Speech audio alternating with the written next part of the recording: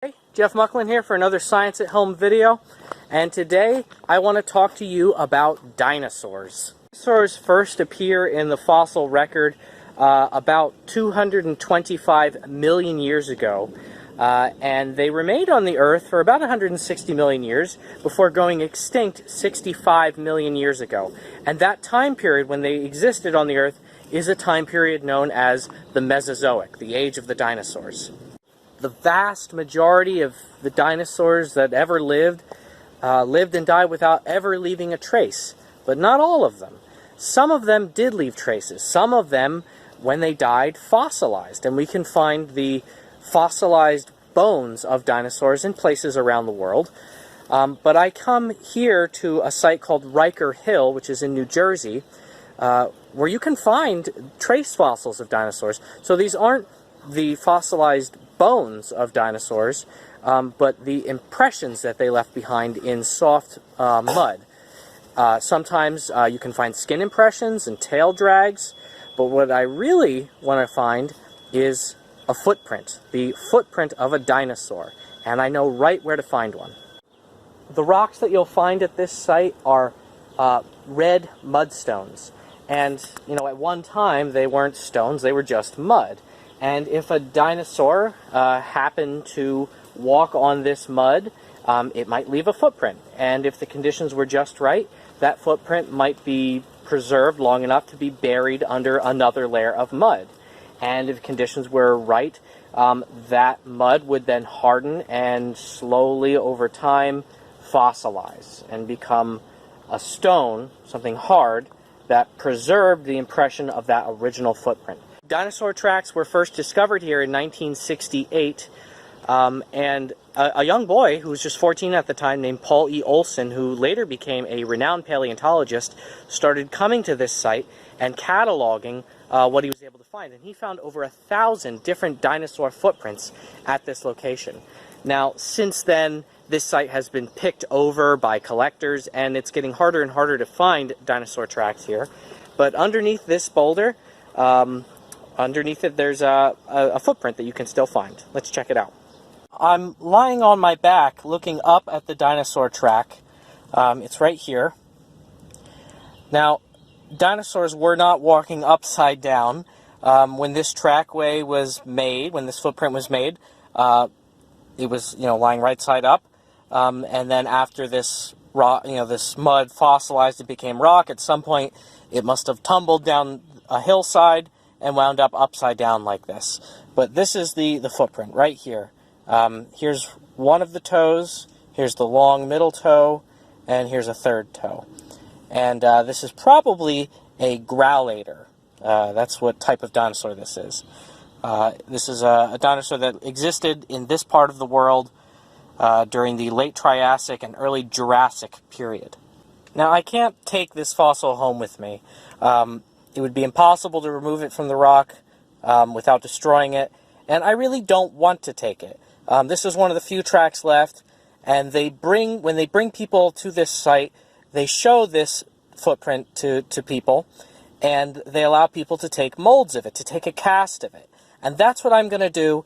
So I'm now recording the day after I attempted to make a cast of a dinosaur footprint using clay, and that clay cast is outside right now, hardening in the sun. Just want to show you some of the fossils that I have either purchased or collected myself over the years. So the first fossil I want to show you is a fossilized impression of a leaf.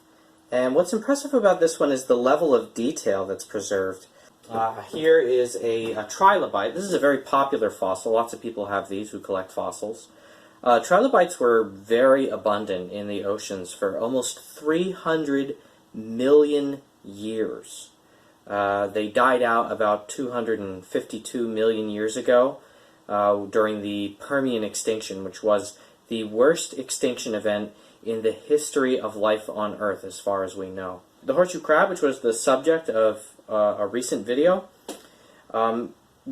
would be a relative, a distant modern relative of the trilobite. The next fossil I want to show you is a megalodon tooth. This is the fossilized tooth of an extinct species of shark that lived from 23 to 3.6 million years ago, so they went extinct relatively recently in terms of the other things we've looked at so far. And it would have resembled a great white shark, except it would have been, these things could have been up to 59 feet in length. That's how big, the upper limit of how big scientists think Megalodon could get. By the way, the name Megalodon literally means large tooth, and these are among the largest teeth ever found, grown anywhere on Earth, on any animal. Another fossil that I want to show you is this piece of coprolite. Coprolite is fossilized dung. That might seem gross, but it's a rock like all these other fossils. It's perfectly sanitary. And you can learn a lot about animals, about ancient ecosystems by studying things other than bones, right? Including footprints and, yes, even coprolite, fossilized dung. This is amber. Amber is featured in the movie Jurassic Park. In that movie, they get dinosaur DNA from mosquitoes that are preserved in amber, which, is fiction. It's interesting, but that's never been done. It might not even be possible.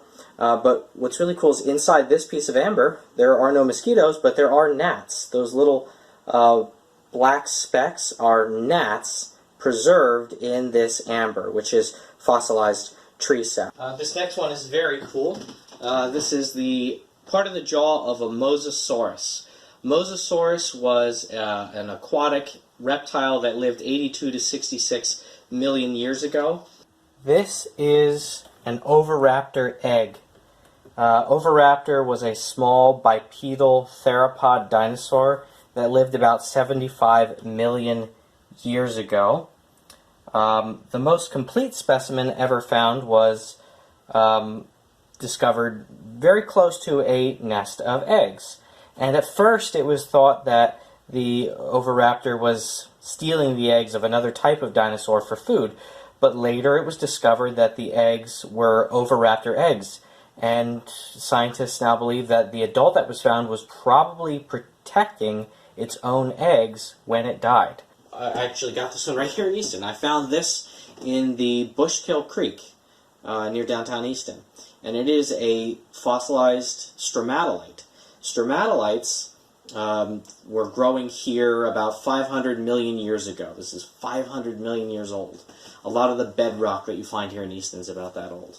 And stromatolites are among the first living things to have left proof that they once existed, to have fossilized. What we're looking at are the fossilized layers of mineral deposits left by bacterial colonies. And you can still find these kinds of bacterial colonies in a few places in the world today, in some sheltered bays, for example. I know there's one in Australia. But they used to be very common at one time. And I don't know if you can see the individual lines, but maybe right here, it almost looks like tree rings, but these are layers of bacteria that laid down these minerals. Is one that I found in the Delaware River. Right there you can see what looks like a clam, perhaps, but this is no modern clam. This rock is probably 500 million years old. At that time, this environment, would have been a marine environment. Near Beltsville, you can find 400 million year old marine fossils, and some of these rocks are just absolutely full of fossils. All these two lines here, that circle there. The camera doesn't do it justice. I mean, it's just a tapestry of fossils. If you would like to make your own, you need two things. You're going to need some chocolate that you can melt, and you might want to get some help from an adult with you to help you do this. But you're going to want to melt this down so that it's a nice runny liquid. But you're going to get some dinosaur toys, and you can either submerge them in the chocolate and wait for it to harden, and then you can cut them out and you'll see a casting of the dinosaur. Or if you want, you can actually press the feet of your dinosaurs into a layer of chocolate and make your own trackways. I'm going to do both of them. Let's see how they turn out. But thank you for joining me, and catch you next week.